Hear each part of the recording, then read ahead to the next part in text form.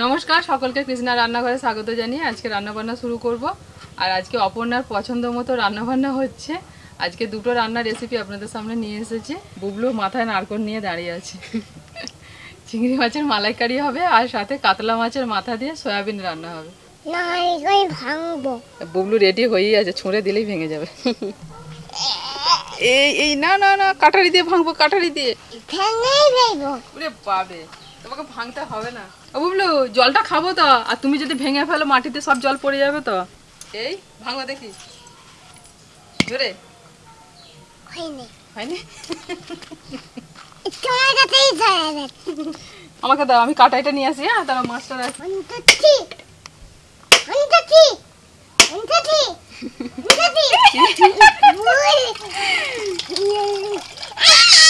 তুমি 1 2 3 বললে নারকেল ফাটানো হয়ে গেল। মাটিতে একটু নারকেলের জল পড়তেই হয়।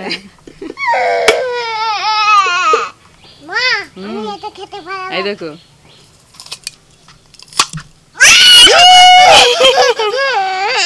চিংড়ি মাছের মালাইকারির জন্য বড় বড় গলদা চিংড়ি না হলে কিন্তু চিংড়ি মাছের মালাইকারি মানায় না। এই দেখুন বড় বড় গলদা চিংড়ি, আর কত বড় বড় দাঁড়া।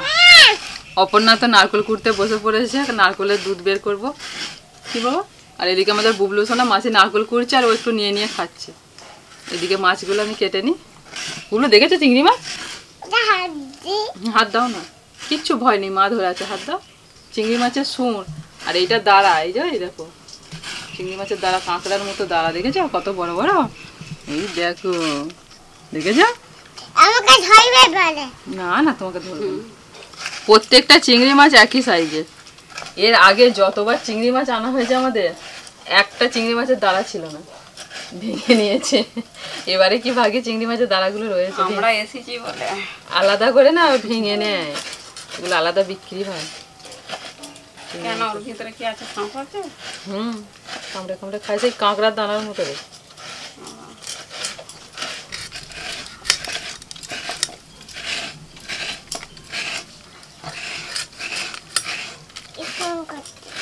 কে ও ওই রকম করছে। চিংড়ি মাছের মাথার কাছে এই জায়গাটা নোংরাটা থাকে, ওটা বের করে দিতে হবে এরকম। ব্যাস, আর কিছু ফেলার নেই আলাদা করে, শুধু এটা বের করে দিলেই হয়ে যাবে। কি দেবো? হ্যাঁ বুবলু সোনা লাগছে। এই ও রান্না পুজোর সময় জানিস ভাজা নারকেল খায়নি, কাঁচা নারকেল এরকম আমরা কাটছি আর টক টক করে খাচ্ছে বুবলু সোনা।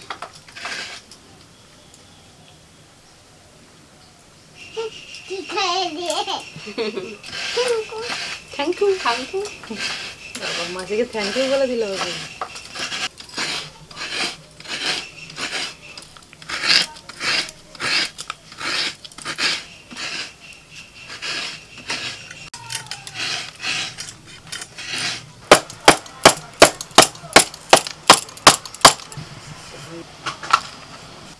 কালো সরষে, মৌরি আর কাজু বাদাম বাটছি। এই তো বলতে চাইছিলিস না, কি সুন্দর বলে দিলি। যেটা বাটছিস শুধু 3টে নাম বলবি, ব্যাস হয়ে গেল। সয়াবিন গুলো একটু সিদ্ধ করে নিচ্ছি। দিদির এই সিলটা কত সুন্দর বাটা যাচ্ছে। এবারে রমা এসেছে, রমাও বলছে। মাছের মাথা, চিংড়ি মাছ একদম পরিষ্কার করে ধুয়ে নিয়েছি, একটু লবণ হলুদ মাখিয়ে নেব।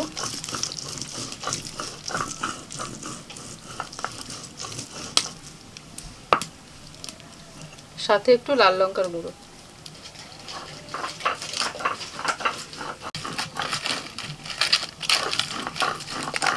সিদ্ধ হওয়ার পর সয়াবিন গুলো কত বড় বড় করে ফুলে গেছে। এবার একটু ভালো করে জলটা ঝরিয়ে তুলে নিচ্ছি।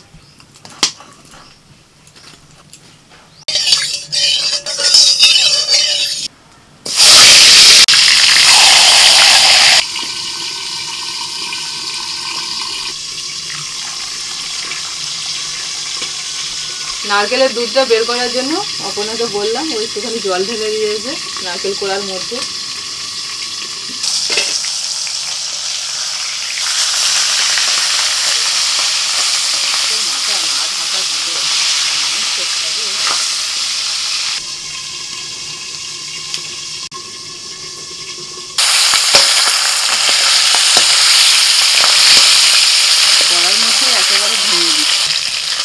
ভালো করে ভাজতে হবে মাথাটা।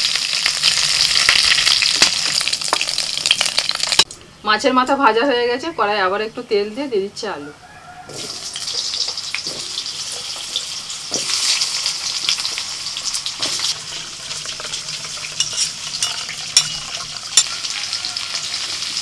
আলুর মধ্যে একটু হলুদ গুঁড়ো আর লবণ দিলাম। দিদিটা কতটা দুধ বেরিয়েছে হবে তো? হ্যাঁ, হয়ে গেছে হবে। তুই যা নারকেলের দুধ বের করে দিয়েছিস, আমাকে আর আলাদা করে জল দিতে হবে না, ওতেই হয়ে যাবে আমার রান্না। অপর্ণা, মাছের মাথা দিয়ে সয়াবিন রান্না করেছিস তখন? আমার করছি তো জিনিস তো দেখছি, আবার গিয়ে করবো। দেখে নে, নিয়ে খাবি, খাওয়ার পর বাড়ি গিয়ে করি। আলুটা ভাজা হয়ে গেছে, তারপরে আমি দিয়ে দিচ্ছি সিদ্ধ করা সয়াবিন। প্রথমে যদি সয়াবিনটা দিতাম না, প্রচুর তেল টানে সয়াবিন ভাজতে গিয়ে, ওই জন্য আলুটা ভেজে সয়াবিনটা দিই। সয়াবিন আলু ভাজা হয়ে গেছে, তুলে নিচ্ছি। সয়াবিন খুব বেশি ভাজার দরকার নেই, অল্প করে ভাজলেই হবে, বেশি ভাজলে সয়াবিন শক্ত হয়ে যাবে। কড়াইতে সরষের তেল দিয়ে ওর মধ্যে ফোড়নে তেজপাতা, শুকনো লঙ্কা, এলাচ, দারচিনি, লবঙ্গ। মাঝে মাঝে উনুনটা এত জোরে ধরে যায়, রাখা যায় না। কোথা গেল পেঁয়াজ কুচি আমার?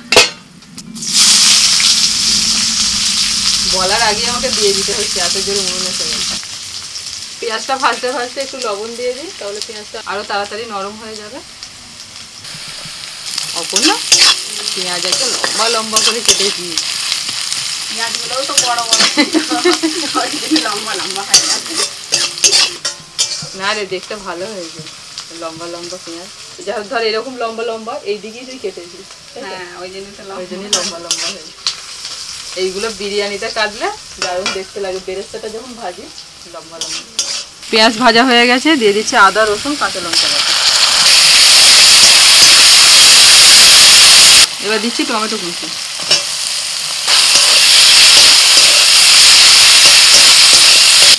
কাশ্মীরি লঙ্কার গুঁড়ো, হলুদ গুঁড়ো, আর দিচ্ছি জিরের গুঁড়ো।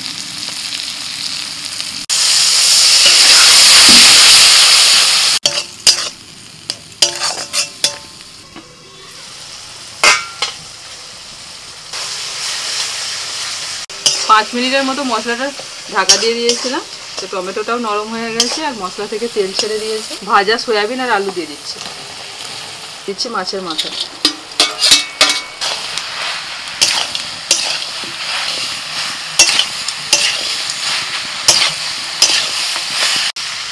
মশলার সাথে সবকিছু ভালো করে কষিয়েছি প্রায় 3-4 মিনিট ধরে। এবার জল দিচ্ছি।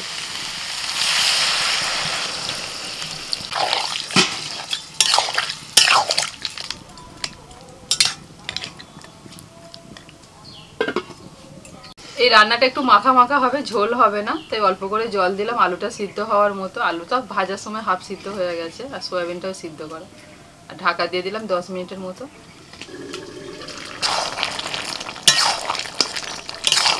10 মিনিট ঢাকা দেওয়ার পর ঢাকা খুলে দেখুন আলুটা পুরো সিদ্ধ হয়ে গেছে। সব শেষে দিয়ে দিচ্ছি একটু গরম মশলার গুঁড়ো। বাড়িতে ধনেপাতা থাকলে একটু ছড়িয়ে দিতে পারে।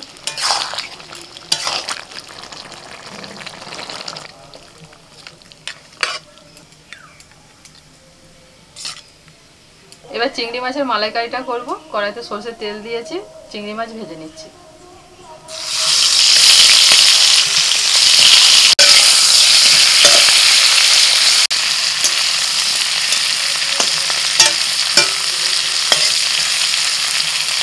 এপিটোপিট উল্টে চিংড়ি মাছ ভেজে নিয়েছি, আর দেখুন চিংড়ি মাছের কালারটা লাল হয়ে গেছে।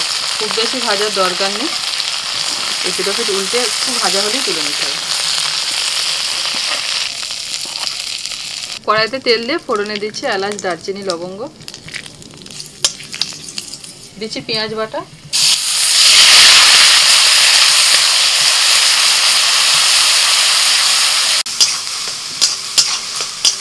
পেঁয়াজ বাটাটা ভাজা হয়ে গেলে দিয়ে দিচ্ছি আদা, রসুন, কাঁচা লঙ্কা বাটা।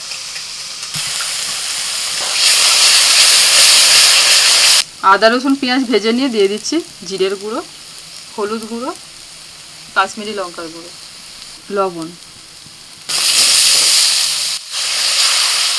একটু জল দিয়ে মশলাটা এবার কষিয়ে নেব।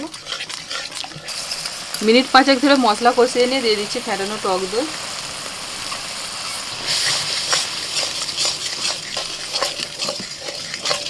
এবার দিয়ে দিচ্ছি সরষে, মৌরি আর কাজু বাদাম বাটা।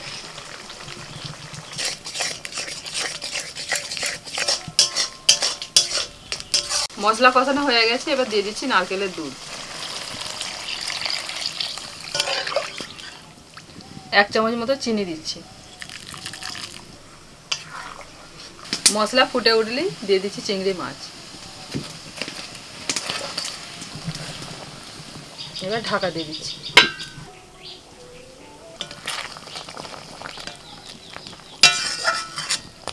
নামানোর আগে দিয়ে দিচ্ছি একটু গরম মশলার গুঁড়ো আর 1 চামচ ঘি। অপর্ণা বলেছে যে একটু গ্রেভি রেখে নামাতে, তো এই গ্রেভিটা রেখে আমি নামিয়ে নিচ্ছি।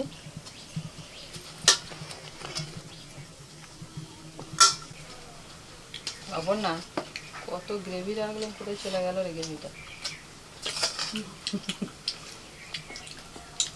যা আছে ঠিক আছে, এর থেকে বেশি হলে আর ভালো লাগবে না। এটা ঠিক আছে, হালকা হালকা ঠিক আছে। ডাল আছে তো, অসুবিধা কি আছে? অপর্ণা বলছিল যে দিদি আমি একটু গ্রেভি দিয়ে মেখে মেখে খাবো। অপর্ণাকে বেশি করে দাও। অপর্ণা এলো বলে তবু আমাদের আজকে খাওয়াটা হলো। চিংড়ি মাছের মালাইকারিটা অনেকদিন পর হলো। মিঠি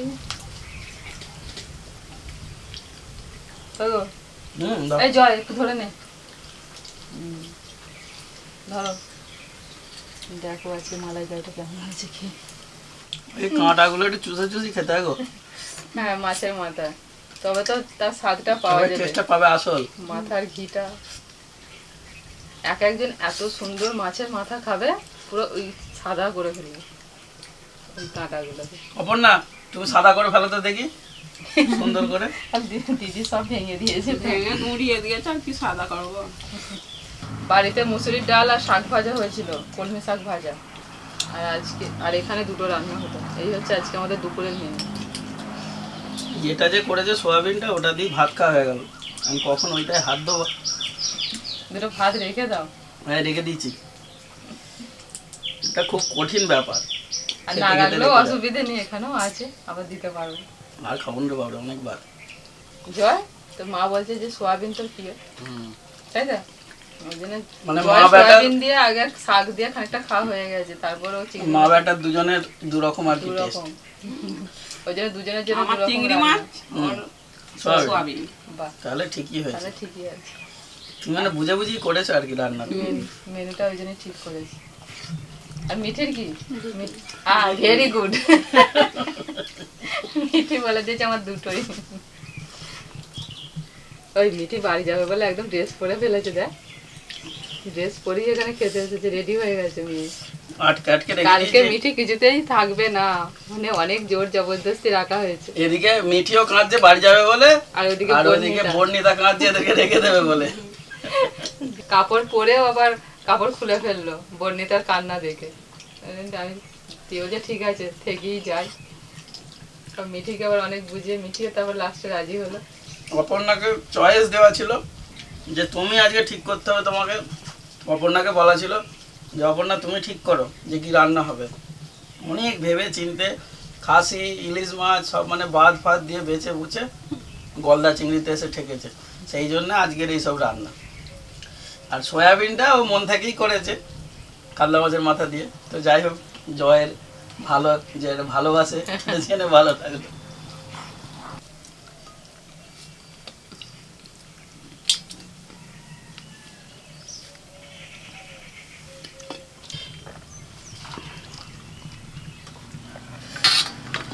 না বাবা না, দুজনেই আমরা ঢেলে ফেলেছি,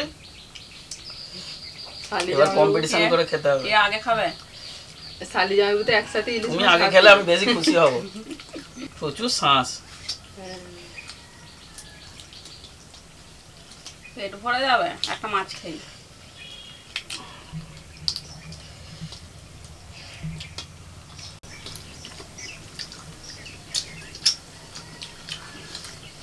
এরকম ধরে খাও, খাওয়া হচ্ছে না তোমার, ভালো করে ধরো।